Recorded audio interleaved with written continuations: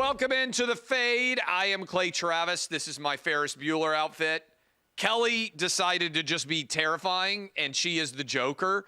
And I got to be honest, like, I'm a little bit taken aback. Like, I didn't expect. I'm kind of lighthearted. Hey, it's great, 1980s movie, and you're like, you look like a serial killer. So congratulations. What are you doing tonight, by the way, for Halloween? Anything planned? Nothing crazy planned. Going to take the nieces trick-or-treating. Maybe I can terrify them as well. It's always fun to be the awesome aunt and walk around, Plus, the neighbors hand out Jello shots and stuff. It's going to be a great time. And that's really about it. This weekend, nothing too crazy. I'm not a big Halloween person since I left Vegas. It's the first time I've dressed up for the past 3 seasons. And when the producer said, hey, like, we have an actual show on Halloween, do you want to dress up? And well, Clay, we know I don't do half-ass anything in my life. So here we are. So I am taking my 10-year-old around. The Travis family house will be passing out fireball shots because I got a fireball shot machine several years ago. So we'll probably go through 20, 30, 40 bottles of fireball shots. So that is what is going on here. I will not be watching the Jets and the Texans. We'll get to that momentarily. Texans on the road against the Jets for Thursday Night Football. But let's go ahead. By the way, I texted you this last night, so you saw it. I was going to let you set odds. Last night, I am at Darryl Waltrip and Michael Waltrip's charity event with Jacob Ullman, Fox Sports, big collection of NASCAR people here in Nashville. May have had a few beverages. They auction off a Canadian bear hunt. Like, you travel to Manitoba, which I didn't even know where Manitoba was, and you go out and you try to kill a bear, like legal, right? Like, you have a bear tag. I don't want this to turn into The Revenant. This is a big step in hunting for me, from basically like shooting occasionally a target to now trying to kill probably the most deadly animal that exists in North America. What do you think the chances are that the bear kills me instead of me killing the bear? Like, how would you set the odds here? The good news is you're going to have lots of very educated, great hunters, all of the above around you. It's going to be similar to when I went cat hunting. I'm probably the worst hunter that they will have ever taken to try to kill a bear. And if they're smart, they're going to shoot at the same time as you. That way, one of you hits the bear and you get a confirmed kill. What are you going to do with the hide, Clay? Are you going to bring it back, make a bearskin rug? Of course. I'm gonna turn it into a bearskin rug, and I'm going to try to get my wife to have sex on it with me, like every man who kills a bear probably has tried to do throughout history. So, yes, of course, that's what I'm going to do in front of the roaring fire. Or I'll get killed, and then Laura will have a way better husband because she'll get... So I'm going bear hunting. This is the 1800s. There's no way you get killed. I mean, literally, coincidentally, at the same time. People get killed by bears all the time. Of course, but you're not going to get, this is not the same. You're not going to be out there by yourself. They're going to have dogs. They're going to have guides. They're going to have lots of people with weapons. I mean, somebody's going to have bear mace. Somebody's going to have a very large caliber weapon that is going to put that bear down in 1 or 2 shots. You're going to be fine. It is going to be 5 times less dangerous than it was whenever the Revenant was shot, 250 years ago? Yeah, well, certainly I liked 5 times less dangerous. Yes, because they had to actually kill bears that they didn't see coming. Anyway, I'm going on a bear hunt, legitimately. And so you can imagine when my wife is already in bed, that she wakes up and the first thing she sees is that I bought us a Canadian bear hunt and we're going to Manitoba to go kill a grizzly bear. All right.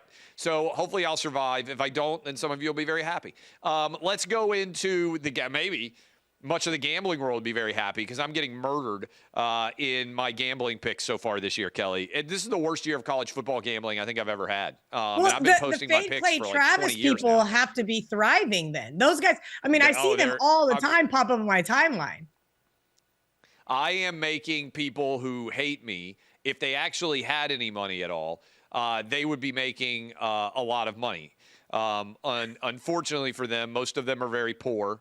And they don't have any real money to be able to bet. And honestly, if Trump wins on Tuesday, they're all going to be so sad. Are we playing the if game?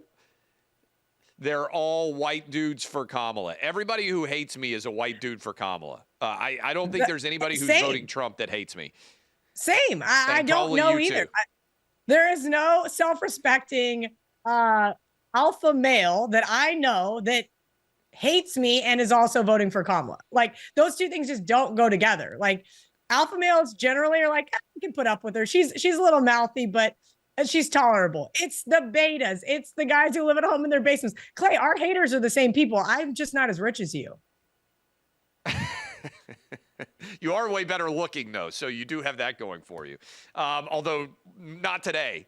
You're way more terrifying today. All right.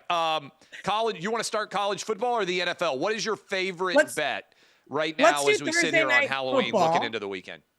Okay, yeah, let's do Thursday night football for tonight. I actually like the Jets. Look, this is a Jets team that nobody wants to touch, and frankly, I don't blame them, right? This is a team that has now dropped 4 straight. They just pulled the almost statistically impossible, right? So they were the first team in NFL history to score 20 points, not commit a turnover, hold their opponent below 250 yards, and lose the football game. Prior to that, there was 750 of those that won. The Jets is the only team that has lost. Is there any more Jets than you can get as that, right? Like, there just aren't. On the flip side, Houston missing both their starting receivers. Nico Collins, Stephon Diggs is now out for the season. This is going to be really interesting. And my good friends at the Gold Sheet that I may or may not own part of, so make sure you guys go by thegoldsheet.com. 42 points where this total is, has to be that or higher. Favorites coming off an upset loss, coming in at 33, 10, and 2 historically since 2007. That is 77%. Yes, I'm going to back the New York Jets tonight, Clay. Well, I now feel bad because after all of that, I'm on the Texans, and I'm on the Texans just because I have more faith in C.J. Stroud right now than I do in Aaron Rodgers. Feels to me a bit like the Jets have mailed it in, and I also like the under. I had, in our high-end fantasy football league, back-to-back. First of all, I'm in first place, humbly. You are. But I have had double really kind of gutting outcomes here. Godwin out for the season on a late catch that didn't matter at all. And then I also have Stephon Diggs. So I have lost both of those guys that I got pretty good value on mid-round picks. And they're both now gone, and I'm scrambling to try to make up for it. And frankly, I think my team may no longer be the best in the league as a result of those injuries. So we're on opposite sides there. One of us is going to win. What about anything else in the NFL that you love? There's a couple of games I already played early on. We'll start off with this one, the Dolphins. Hey, look, does anybody want to bet the lowly Dolphins? They couldn't even beat the Cardinals last week. Return from our good friend Tua Tagovailoa. But here is the real reality. They looked good. He didn't turn the ball over. Now they're at home. They are facing a division rival in Buffalo. And we know that the home field advantage there in Miami isn't great, but the home field weather advantage is. Unfortunately, it's not going to be that crappy. I was hoping for hot, humid, rain, misery, and just like knockout, drag out fight, because that's the type of game that Miami is going to win. But I think this is a quote unquote must win, right?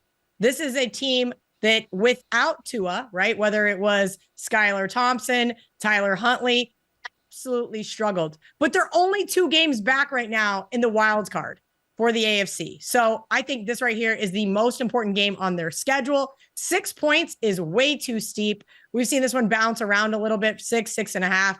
But look, right now you got to take the dog or you pass. Buffalo coming off that nice win in Seattle, going across country, now down to Miami.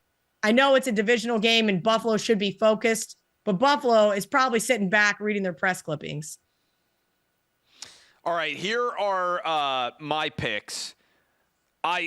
This is the Sadness Bowl. I have tickets for this. I've already given it to my in-law and my nieces and nephews. Patriots Titans this weekend in Nashville. Only good thing I can say about this game is the weather's going to be nice. I'm on the under. The Titans are a disaster. They may be the worst team in the NFL. The Patriots may be the second worst team in the NFL. It is the Sadness Bowl. I'm on the under. Clay, I got to interject really quick. Yeah. Let me get in there. So I'm still in the big money Survivor League out in Vegas. And one of my partners, because we collaborated 2 teams together so we could have a little bit more power, wants to use the Titans in Survivor this week. What are your thoughts? Are we just completely brain dead for even considering them? Do you think they'll win the game? No.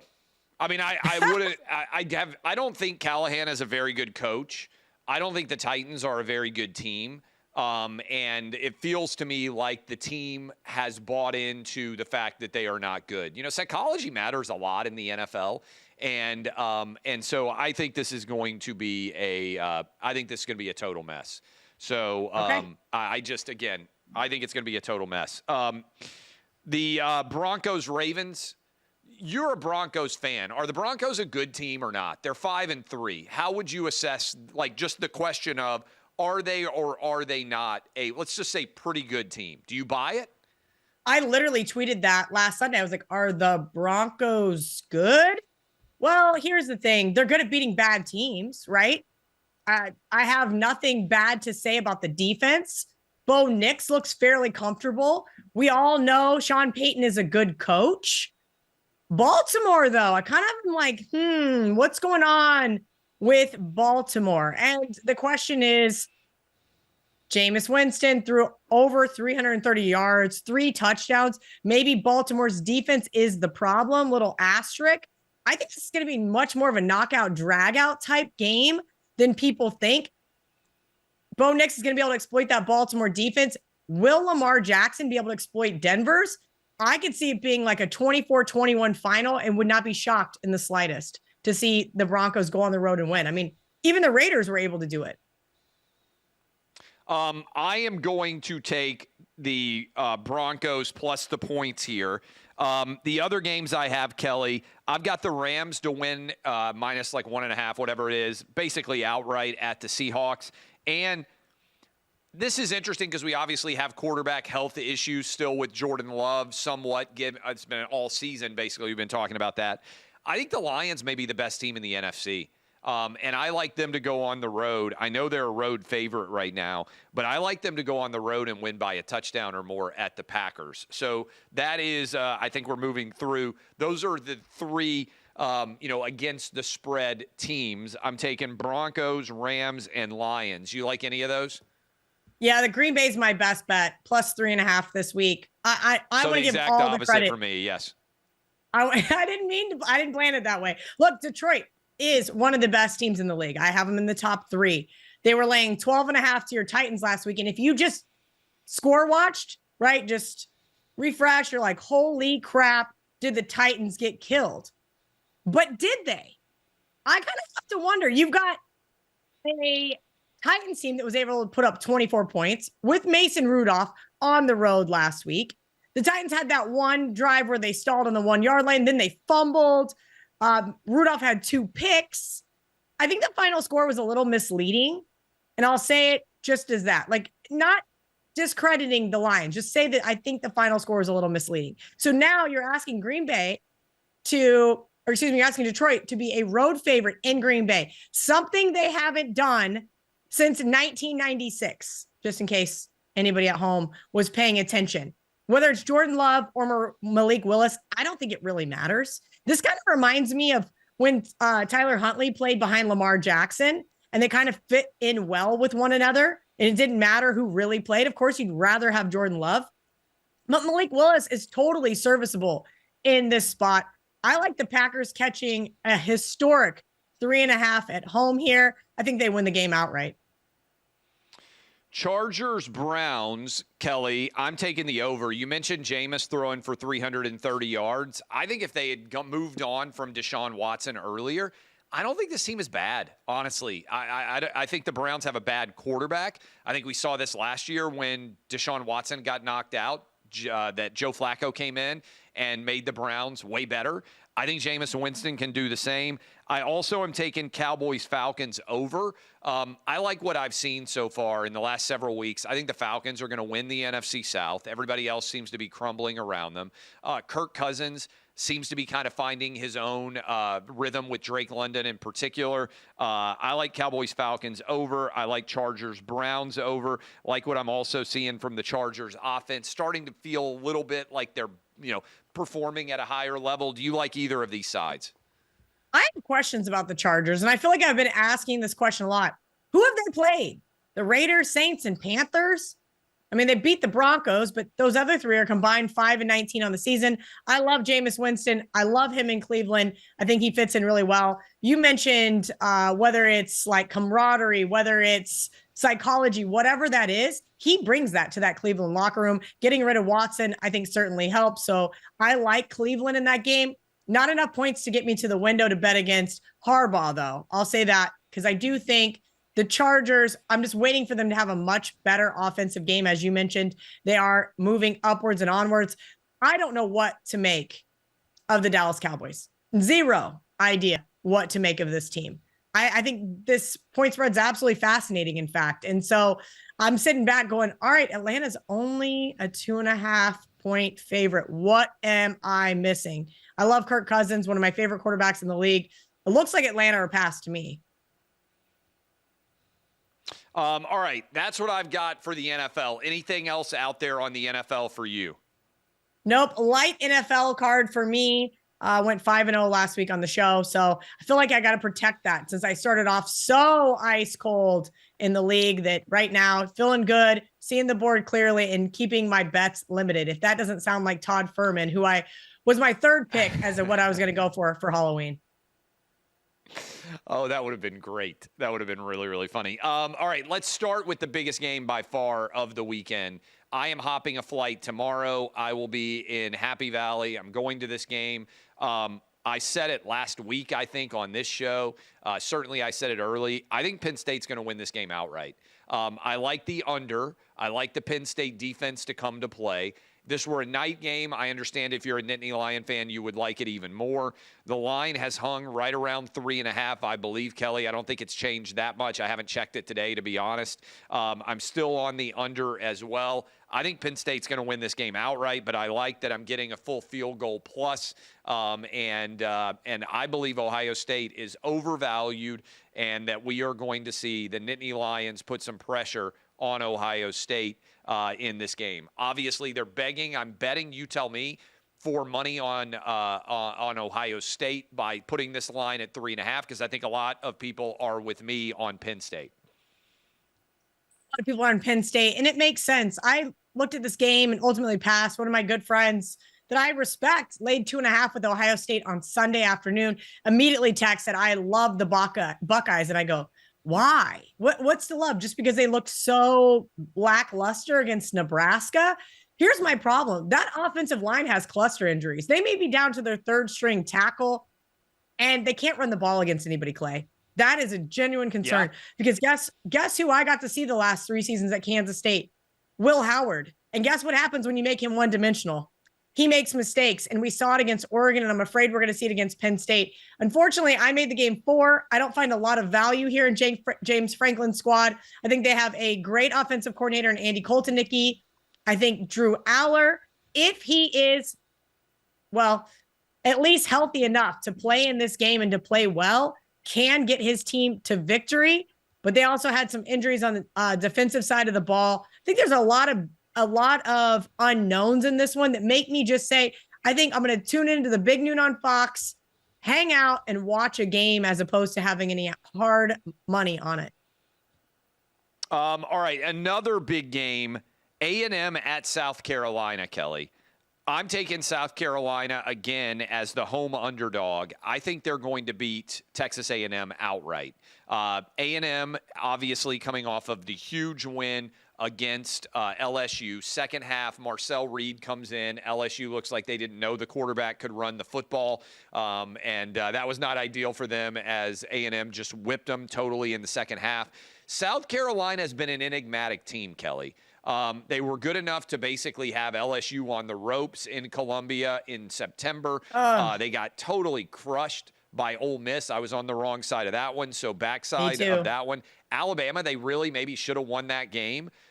They have, and then they just went on the road prior to a bye week and dismantled Oklahoma on the road, just obliterated them. That game was never close.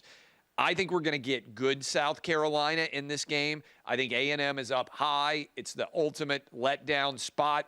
I'm taking the Gamecocks, huge home crowd at night to get a win over Texas A&M. Are you playing this one way or the other? I'm not, but I am with you. I need South Carolina in this one. And also, well, I have a regular season win under bet for Texas A&M. Here's some stats to back you up. Texas A&M 2-10 straight up, 2-9-1 against the spread in their last 12 road games, including 0-8 straight up and 1-6-1 against the spread against winning teams. So I'm with you. It's South Carolina or pass, but it kind of gets to that part of the season where it's like, well, I need this to happen, this to happen, this to happen to cash my other bet. Do I want to double down? And every once in a while, it's fun to have extra money. And other times, it's not as fun because then you're losing multiple bets instead of one. Kelly, two other games that are, well, one we thought was going to be one of the best of the year, Oregon, Michigan. Michigan is now out to a +2 touchdown favorite. I'm on Michigan plus the points, and I'm on the under. I just think this is going to be an ugly game. I think that's the only way Michigan makes it competitive. The other one, Ole Miss is trying to stay alive for the college football playoff. They're on the road at Arkansas. I'm taking a lot of road dogs. I'm taking Arkansas plus the points. I'm also taking the over. Taylon Green, that Arkansas offense really looked good against Mississippi State. I understand Mississippi State is really bad on the defensive side of the ball. But I like Ole Miss, Arkansas, the over, and Arkansas. I like Michigan and the under. Do you have a lean on either of those games? Yeah, Arkansas is one of my favorite bets this weekend. I do love Lane Kiffin, but this is just not a good scheduling spot for him before Georgia. Prior to playing Georgia is never good for this team. Last 5 times before Georgia, 0-4-1 against the spread. Plus, the Hogs have owned the Rebs. No matter who's the coach, no matter who's the quarterback, especially in Fayetteville, covering 10 out of the last 11. I know this looks easy to take the Hogs over a touchdown here at home. But, man, I don't understand all this love for Ole Miss. Granted, I was on that game versus South Carolina as well after they lost to Kentucky, but this was a little steep to be in Fayetteville. All right. The other one that I think is interesting, you and I hung out a few years ago at the cocktail party. You had your dad with you. It was a really fun environment. I encourage everybody to get the chance to go to one of these games. I may get blown up here, but I'm taking Florida plus the points and the over. Look, here's my argument. Tell me if you buy it, Kelly. I think Billy Napier has at least stabilized the Florida Gators ship. They were pretty good. I saw them play in person against Tennessee, lost in overtime, but DJ Lagway has come in. He looks decent, right? Especially for a young quarterback. They obliterated Kentucky, really took it to the Wildcats. Get a week off. I think Billy Napier talk, he's going to get fired, is dialed back a bit. Georgia put together an incredible performance against Texas, but they weren't great against Mississippi State. They have looked a little bit wobbly for much of the season, let's be honest, in the SEC.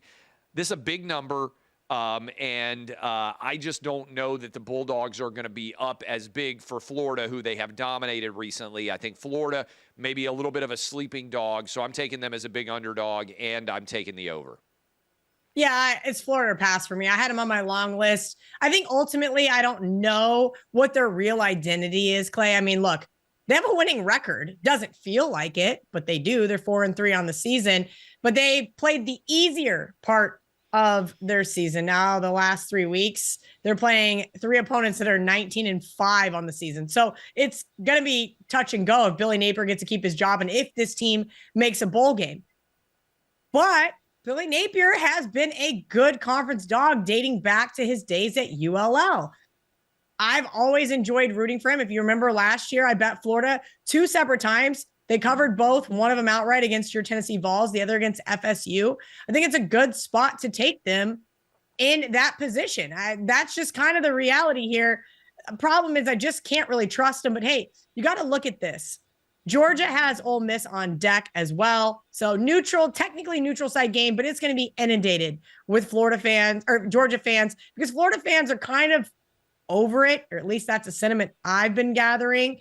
We'll see how this one plays out, but it's probably too many points. We've got the other one.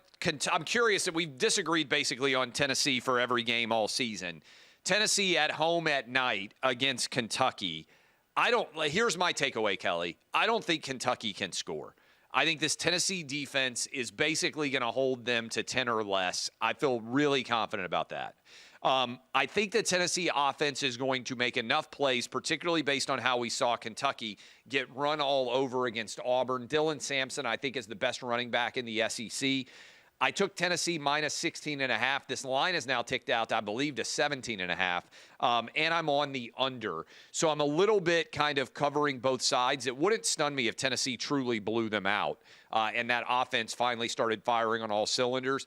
But I feel like 27-6 feels like kind of what this game is going to be. So I'm taking Tennessee and I'm taking the under. You touching it? No, I'm not touching it, but be careful. Josh Heupel, 3-10 against the spread there in Knoxville as a favorite of 14 or more points. Historically, they don't blow teams out. They're supposed to blow out. And you would know that. We've talked about it several times here on the show. And you mentioned about Kentucky. Probably should have beaten Vanderbilt. I'm glad they didn't. I was on Vandy money line. Probably should have beaten Florida. Probably should have beaten Auburn. This Cats team's got some issues. Mark Stoops got to find a way to get it back. This could be a get right spot for them, but I doubt it. All right, here are my other picks. I don't know if you have any strong. Well, do you love anything in the college football roster this year or this week? Two other games that I played. You've heard me say this enough this year on the show. Michigan State taking the 8. I know a second week I'm stepping in front of that Indiana freight train. But I'm getting Jonathan Smith as an underdog at home, and I just cannot quit this team. I absolutely love them and defensively what they're able to do. I actually think Indiana has a solid defense as well. So that's a good case for the under. Makes points at a premium. This is the first true road test for the Hoosiers. And I think that Michigan State is going to lead up to it. And then I like Arizona +6. I'm taking the points with the team, not in a great scheduling spot as far as travel goes, but UCF 1-5. Now that they just lost to BYU, but Gus Malzahn goes, I'm going to fire the defensive coordinator and start a redshirt freshman. That ought to do it.